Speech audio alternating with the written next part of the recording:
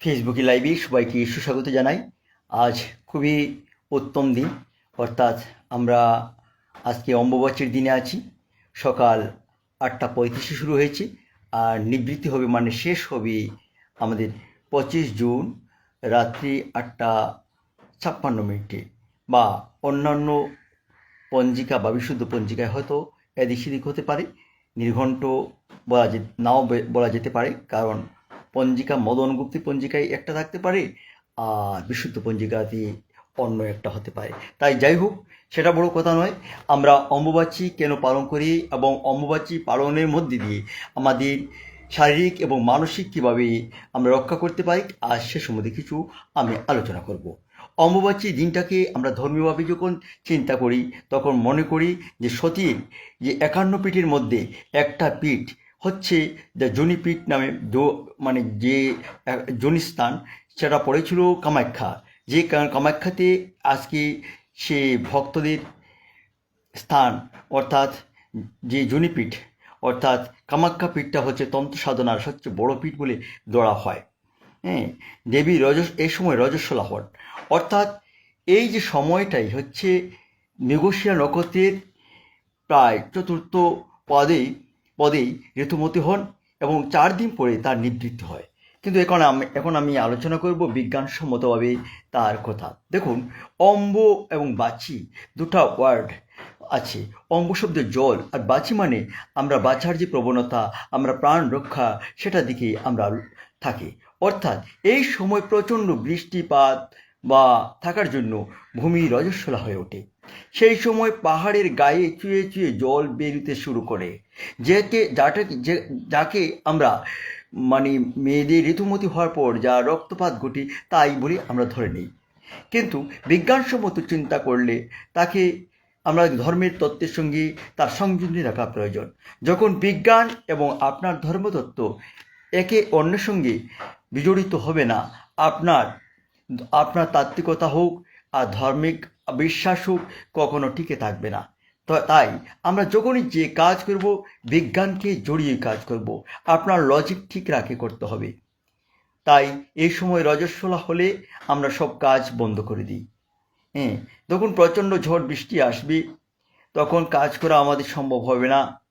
প্রকৃতি তার নিয়ম অনুসারে বৃষ্টি থাকবে, গাছপালা জন্মিতে শুরু করবে।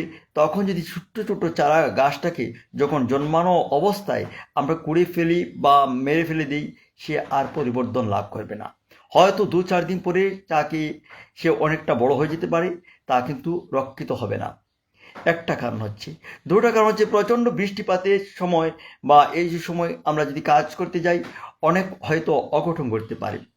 তাই আমাদের প্রাকৃতিক কারণ আমাদেরকে মেনে নিতে হবে এবং 2-4 দিন হয়তো অবসর নিয়ে তারপর আবার কাজে আমরা লাগা থাকা প্রয়োজন। সেটা বিজ্ঞানসম্মত বা লজিকটাকে মেনে নিতে হবে। এখন বলা হচ্ছে, এই সময় কি আমাদের আরাধনা করলে ভগবান পেতে পারি না, ভগবানের তার পদস্পর্শ পাবো না পাবো না? এখন কথা হচ্ছে, দেখুন, আমি আর আপনি বলুন, যেই বলুন না কেন, আমরা সবাই কিন্তু ভগবানের একজন ব্রহ্মের অংশ। কিন্তু নিজেকে যদি জাগরণ করতে না পারা যায়, কখনো পরমব্রহ্ম লাভ হয় না।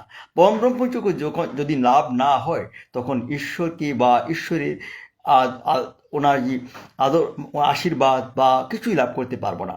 যখনই পরমব্রহ্মের সঙ্গে সংস্পৃক্ত হয়, আমরা মন আর দেহকে আমরা সংযতভাবেই পরিচালনা করতে পারবো, তখন এই পরমব্রহ্মের আশীর্বাদ লাভ করতে পারবো। কিন্তু যদি মনটাকে সেভাবে নিয়ে চলে যে আমাদের সিদ্ধি লাভ করতে হবে, আমাদের অনেক দূরে যেতে হবে বা কামাখ্যা মন্দিরে যেতে হবে, তন্ত্র সাধনা করতে হবে, কখনই হবে না। কারণ আপনার মনটাই বিচলিত। মনকে বিচলিত না রেখে আপনি যদি ঘরেই থাকেন বা ঘরের কাজ করেন, তবুও আপনার কাজ সাধন হবে। আসুন আজকে কিছু বিস্তারিত আলাপ করব মানুষের মানসিকতা নিয়ে।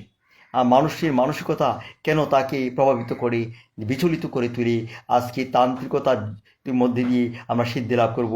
অম্বুবাচীর 4টা দিন আমরা কাজ করব না, অম্বুবাচীতে আমরা অমুক জিনিস করব না, সে জিনিস করলে আমাদের পাপ হবে। কেন? আপনারা বলে প্রথমত আমরা 4 দিন যারা অম্বুবাচী পালন করেন 4 দিন উপবাস থাকি বা ফলাহার করেন। যারা বিধবা আছেন তারা নিশ্চয়ই তারা আগুনের কোনো জিনিস খান না, তারা ওই ফল টল খেয়ে থাকেন। যাই হোক, সেটা কথা আমি ধরে নিলাম যে খুবই ভালো জিনিস, কারণ আমরা যখন উপবাস করি মন এবং দহতন্ত্র সব কিছুই আমরা একটা সঠিক পজিশনে আসি। প্রায়ই দেখা যায় আমরা দেহতন্ত্র বা মন কি, দেহতন্ত্র একটা জিনিস আর মন একটা অন্য জিনিস। মনটা সমস্তভাবে আমরা মনটা সমস্ত দেহতন্ত্রকে কন্ট্রোল করে। এই যে মনের প্রভাব যেটা আমরা দেহতন্ত্রকে কন্ট্রোল করবে, আমরা মনকে যদি বিচলিত করে দিই দেহতন্ত্র কাজ করবে। আমরা যখন ডাক্তারি করি, তখন প্রথম অবস্থায় আমরা দেখি যে একজন মানুষ তার ভয় বা সঞ্চারিত আছে কিনা। যদি ভয়কে আমরা নিবৃত্ত করতে চাই, যদি ভয়কে নিবৃত্ত না করতে পারি তাহলে মানুষকে সুস্থ করতে পারবো না। কারণ যখন ভয় এসে যায় তখন তার যে গ্রন্থি যেগুলো আছে, গ্ল্যান্ড বলি, সেখান থেকে কোনো হরমোন সিক্রেশন হবে না। তাই মানুষকে আমরা যতই চেষ্টা করি আমরা সুস্থ দিকে নিয়ে আসতে পারবো না। তাই আমরা সেখানে বিজ্ঞান কাজ করছে। দেখুন বিজ্ঞান কাজ করছে। মনকে যদি বিচলিত করে তুলে দিই আমাদের কোনো কাজ সাধন হবে না। তাই এই দিনে আমরা কেউ হয়তো উপবাস করেন, কেউ হয়তো ফলোহার করেন, তার চেয়ে বড় কথা নয়। যিনি ফলোহার করেন তিনি ভগবান পেতে পারেন, যিনি ফলোহার না করে তিনি নিরামিষ ভোজন করছেন এই সময় তিনিও ভগবান পেতে পারেন। আর যারা করছেন না, কোনো কিছু মানছেন না, হয়তো ভগবানের সমদস্য হতে পারেন আর নাও হতে পারেন। কারণ এই সময়ে আমাদের মনের চাপ, রক্তচাপ অনেক কিছু বেড়ে যায়। তাই আমরা যেমন মাংস বা আমিষ খাদ্য যেমন মাছ, ডিম আমরা সব প্রত্যাহার করা প্রয়োজন। সেখানে বিজ্ঞান কি কাজ করছি সেটাই চিন্তা করুন। আমরা যদি মাংস আহার করি, মাংস কী করে মনের প্রবৃত্তিকে জাগিয়ে তুলে, অর্থাৎ ভালো প্রবৃত্তি নয়, সুপ্রবৃত্তি নয়, কুপ্রবৃত্তিকে অনেকাংশই জাগিয়ে তুলে। তাই সুপ্রবৃত্তি আসতে হবে, যেহেতু ভগবানের কাজ করছি। তাই আমরা মাছ, মাংস, ডিম এগুলো তো ভক্ষণ করতে পারবোই না। যাই হোক, 4টা দিন কেউ উপবাস করবে, কেউ করবে না, সেটা অন্য কথা। যেমন আমি 4টা দিন ফলোহার করি, তার কারণ হচ্ছে যে ভগবান পাওয়ার জন্য নয়। আপনি বলবেন তাহলে আপনি যখন বলছেন তাহলে আপনি কেন করছেন না? আমি কেন করছি সেটা হচ্ছে, যদি 4টা দিন কেন 5 দিন 6 দিন যদি উপবাস করতে পারি দেহতন্ত্রকে আমি সঠিক রাখতে পারবো। 2 নম্বর কথা হচ্ছে, আমি যখন কোনো অসুবিধায় পড়ে যাব, বাইরে গেলাম বা কোনো খাদ্য পেলাম না, কোনো কিছু হলো না, আমি 4 দিন কি টিকে থাকতে পারবো? সেটা নিজের প্রতি আত্মবিশ্বাস আনয়নের জন্য আমি করি, সেখানে ভগবান পাওয়ার জন্য নয়। ভগবান আহার করলে পাবেন, না করলেও পাবেন। আর নাও করলে আপনি সুস্থ কাজ করলে, ভালো কাজ করলে নিশ্চয়ই আসবে।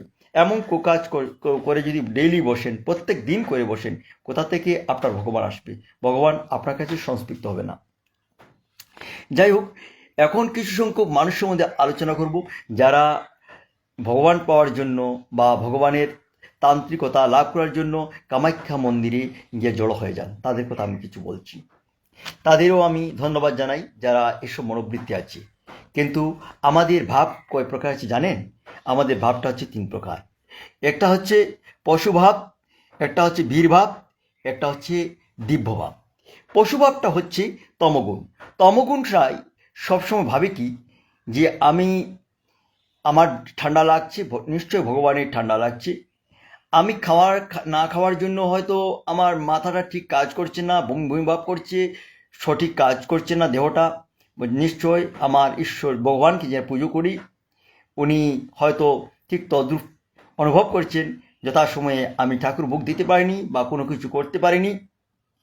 আমার যখন ঠান্ডা লাগছে নিশ্চয়ই ভগবানের ঠান্ডা লাগছে। অনেক জায়গায় দেখবেন যখন শীতের সময় আসে, কৃষ্ণের যে ফটো থাকে বা ভগবানের যে ফটো থাকে সেখানে শীত নিবারণের জন্য কাপড় দেওয়া হয় বা কাপড় জড়িয়ে দেওয়া হয়। সেটা এক ধরনের ভাব। যে পশুভাব কেন বলা হচ্ছে মনে হয়তো খারাপ লাগবে, এই জন্য অন্ধত্ব ভাব এসে গেছে। যিনি ভগবান সমস্ত জগৎকে বাঁচিয়ে রাখেন, যিনি আহার দান করেন, যিনি নিদ্রা এবং সব কিছু আমাদের দিয়ে থাকেন, সব কিছু সুস্থ মানসিকতা দিয়ে থাকেন, ওনার কি সেই ঠান্ডা আর গরম কোনো কিছু আছে? আমরা আবেগিত হইয়া আমরা সব কাজ করি। এখন আসুন দ্বিতীয় পর্যায়ে বীরভাব যারা আছে, তান্ত্রিকতায় সিদ্ধি লাভ, আমাদের কামাখ্যা মন্দিরে যেতে হবে, অমুক জায়গায় যেতে হবে, সেখানে সিদ্ধি লাভ করা যায়। যে প্রশ্ন প্রায় আমাকে অনেক লোকেরা করে থাকে যে আপনি কোথায় সিদ্ধি লাভ করেছেন, বা কোনো জায়গায় গিয়ে আরাধনা করেছেন বা কোনো কিছু করেছেন। আমি তখন বলি প্রত্যুত্তরে, আমি কোথাও যাইনি ভাই, ঘরে ছিলাম, ঘরে আছি, আর ঘরে থেকে আকাশে যাব, মৃত্যুবরণ করবো, সব কিছু হবে। আপনার সিদ্ধি লাভের জন্য কখনো বাইরে যেতে হবে না। আপনার মনকে প্রবুদ্ধ করুন, আপনার মনকে সঠিক পথে নিয়ন্ত্রণে নিয়ে আসুন, আর তখনই পরমাত্মার সঙ্গে সংযোগ করার চেষ্টা করুন, তাহলেই আপনার সিদ্ধি লাভ হবে। সিদ্ধি লাভে করার জন্য আর আপনাকে কামাখ্যা মন্দির বা এই অনেক পাহাড় উচ্চতায় গিয়ে ভুবন পাহাড়, অমুক পাহাড় বা এ জায়গায় যাওয়ার কোনো প্রয়োজন নেই, কারণ সিদ্ধি লাভের স্থান হচ্ছে মনের কুঠোর, আর সেখান থেকেই আপনার সিদ্ধি লাভ হবে, ঈশ্বর তত্ত্ব লাভ হবে।